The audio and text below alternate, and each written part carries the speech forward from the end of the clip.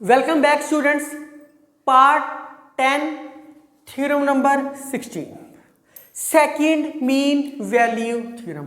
Actually में ना आपके जो सिलेबस में है वो फर्स्ट मीन वैल्यू थ्योरम और सेकंड मीन वैल्यू थ्योरम है। किसी बुक में ना बोनेट मीन वैल्यू थ्योरम भी है, बोनेट मीन वैल्यू थ्योरम एक ये थ्योरम हो सकती है, या generalization of first mean value theorem, generalization of first mean value theorem ये भी हो सकती है। तो ये आपको करने की जरूरत नहीं है। अगर आप इतनी थ्योरम्स कर लोगे, मैंने आपको स्टार्टिंग में 17 थ्योरम्स कहा था, एक मैंने सिर्फ वो रिजल्ट के तौर पे करवा दी, a to b fx dx का मोड ये लेस देन इक्वल टू होता है a to b fx dx। मैंने एक थ्योरम में रिजल्ट के तौर पे करवा दी। अगर करना चाहो तो बहुत आसान है, अपने आप कर सकते हो। इसके अलावा अगर कोई थ्योरम आपकी पेंडिंग है तो कोई टफ काम नहीं है, सारा मैंने आपको सिस्टम बता दिया कि आपने करनी कैसे है थ्योरम्स। तो last theorem, theorem number 16 second mean value theorem. We know that यहाँ पे gx क्या है, पॉजिटिव दे रखा है। fx की वैल्यू, क्योंकि fx है ना फंक्शन, वो कहाँ से कहाँ तक लाई करता है, स्मॉल m से लेके कैपिटल M के बीच में, where small m are greatest lower bound and capital M is least upper bound of f, इसलिए f के साथ है। f के साथ मल्टीप्लाई क्या है, gx है। मैं आपको बता चुका हूँ ये सारी की सारी कहानी थ्योरम्स अंडरस्टैंड करके होती है। अंडरस्टैंडिंग में आप देख सकते हो यहाँ gx मल्टीप्लाई में था। अब थ्योरम में क्या है, इंटीग्रेशन ए से B, taking integration A to B on both sides. जब हम इसकी इंटीग्रेशन लेंगे दोनों साइड तो क्या आएगा, m बाहर आ जाएगा, a to B gx dx is less than equal to a to B fx gx dx less than equal to capital M बाहर आ जाएगा, a to B gx dx। ये ही प्रूव करने के लिए कहा था। अगर आपको रिजल्ट्स अच्छे तरीके से समझ आए तो आप बहुत जल्दी थ्योरम्स करनी शुरू कर दोगे। कुछ भी नहीं था थ्योरम में, ये तो जस्ट एक नाम की थ्योरम है। अगर इसी थ्योरम में यहाँ gx less than equal to 0 होता, फंक्शन ये नेगेटिव होता, तो ऑटोमेटिकली इसकी जगह नेगेटिव होता तो ये ग्रेटर देन इक्वल टू में चेंज होता और ये भी ग्रेटर देन इक्वल टू में चेंज होता, तो आप कर सकते थे, कोई प्रॉब्लम नहीं है। तो राइट डाउन प्लीज। स्टूडेंट्स, इसके बेस पे एक एप्लीकेशन देखते हैं, इसकी एग्जांपल देखते हैं। आप देखो दो फंक्शन दे रखे हैं, इसका मतलब second mean value theorem apply हो रही है। एक fx होएगा, एक gx होएगा। अब आपके दिमाग में कौन सा आएगा कि आपने fx किसको लेके चलना है और gx किसको लेके चलना है। मैं fx लेके चलता हूँ 1/√1 minus x lambda x square, और gx को लेके चलता हूँ 1/√1 minus x square.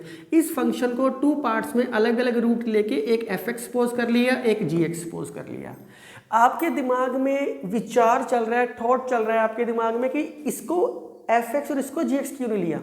Second mean value theorem में क्या होता है, स्मॉल m gx इंटीग्रेशन, इसकी इंटीग्रेशन। अगर मैं इसकी इंटीग्रेशन लूंगा तो वो क्या फार्मूला बनेगा, साइन इनवर्स x, और ये ही उसने कहा है साइन इनवर्स x आना चाहिए, इसलिए मैं इसको ऐसे लेके चला।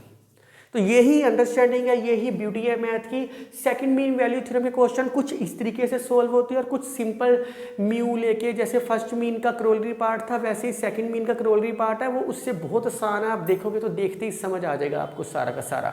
तो इसके अंदर fx आपको दे रखे हैं। अब आप देख सकते हो gx क्या है, 1 माइनस एक्स स्क्वायर, ये ग्रेटर देन 0 होएगा अगर x की वैल्यू बिलोंग करती है 0 और 1 के बीच में, कोई वैल्यू पुट करो ग्रेटर देन 0 आएगा।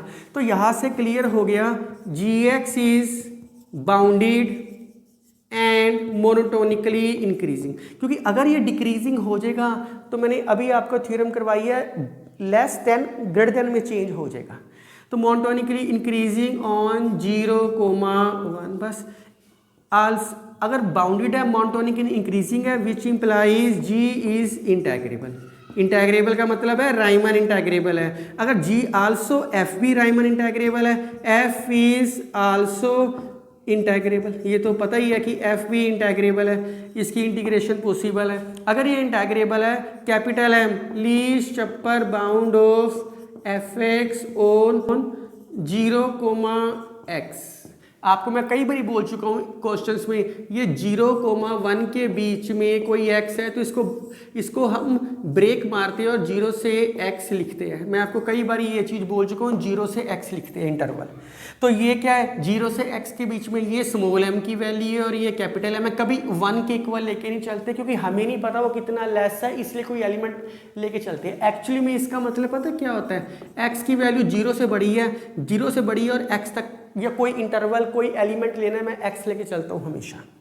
तो 0 से x है कैपिटल M, ये कैपिटल M है, कैपिटल M इसमें पुट करो, x को x ही रहने दो, ये तो सेम ही बन गया। तो स्मॉल m क्या होएगा, greatest lower bound of fx on this. तो स्मॉल m की वैल्यू क्या है 0, अब x को 0 करो, 1/1 माइनस 0, ये क्या आ गया 1, बस by second mean value theorem. क्या बोलती है, m इंटीग्रेशन a से b gx dx less than equal to a to b fx gx। यहाँ आपको ना दो फंक्शन दे रखे हैं। आप सोचो सर ये फर्स्ट मीन वैल्यू थ्योरम से भी कर सकते हैं, इसके कुछ question first mean value theorem से भी सोल्व कर सकते हैं, लेकिन जब आपको दो फंक्शन दे रखे हो तो कोशिश करो कि इसको डबल लेट कर लो, सेकेंड मीन वैल्यू थ्योरम से कर लो। fx gx dx less than equal to a to b capital M b gx dx, बस खत्म हो गया। मैथ से प्यार करो वो आपसे करेगा। 1 आ गया, 1 into A to B, gx क्या है 1/√1 माइनस एक्स स्क्वायर dx। अब a टू b में क्या है 0 to x, तो यहाँ लिमिट क्या आ गई 0 to x less than equal to 0 to x। fx gx से कंबाइंड करके लिख दो बस, √1 minus lambda x square 1/√1 minus x square dx less than equal to 1/√1 minus lambda x square. Capital M की वैल्यू और gx की value तो वो ही 0 to x 1/√1 minus x square dx। ये फार्मूला क्या बन गया, साइन इनवर्स x लिमिट 0 से x less than equal to 0 to x। 0 से x इसलिए ली क्योंकि क्वेश्चन में लिमिट दे रखी है 0 से x और हमने इंटरवल भी 0 से x ही डिफाइन किया। यहाँ से भी आप देख सकते हो इंटरवल डिफाइन जो किया हमने। तो dx √1 minus lambda x square और 1 minus x square combined square root कर दिया less than equal to 1/√1 minus lambda x square sine inverse x 0 से x। x पुट करो x, 0 पुट करो 0, तो ये क्या आ गया sine inverse x less than equal to 0 to x dx 1 minus lambda x square 1 minus x square less than equal to 1/√1 minus lambda x square और साथ में साइन इनवर्स x। ये ही प्रूव करने के लिए कहा था उसने, कोई मुश्किल काम नहीं था थ्योरम में, एप्लीकेशन आसान थी। इसके और भी क्वेश्चन हो सकते हैं, मुझे खास करवाने की ज़रूरत नहीं है, बहुत आसान है। मैंने अपनी तरफ से मैक्सिमम काम करवाया है। मैं पार्ट नंबर 10 में फिलहाल रायमन इंटीग्रेशन में इतना ही काम करवा रहा हूँ। पार्ट नंबर 11 और 12 में अगर आपकी कोई क्वेरीज है, आप चाहते हो कि किसी टॉपिक पे रायमन की किसी के ऊपर फंडामेंटल के ऊपर या बहुत आसान क्वेश्चन है या और question second mean value theorem या इंटीग्रेशन बाय पार्ट्स के अंदर क्वेश्चंस करना चाहते हो, तो आप मुझे कमेंट बॉक्स में यस लिखो कि सर इस टॉपिक पे आप हमें क्वेश्चंस की और वीडियो बना दो। तो मैं पार्ट नंबर 11 और पार्ट नंबर 12 आपके लिए क्वेश्चंस एप्लीकेशंस के लिए अलग से वीडियो बना दूंगा, उसमें काफ़ी सारे क्वेश्चंस करवा दूंगा, पर बहुत ईजी है, आप खुद कर सकते हो। अगर आपको कोई भी डाउट है तो आप मुझे कमेंट करो और मेरे साथ बने रहो। Thank you, take care, enjoy.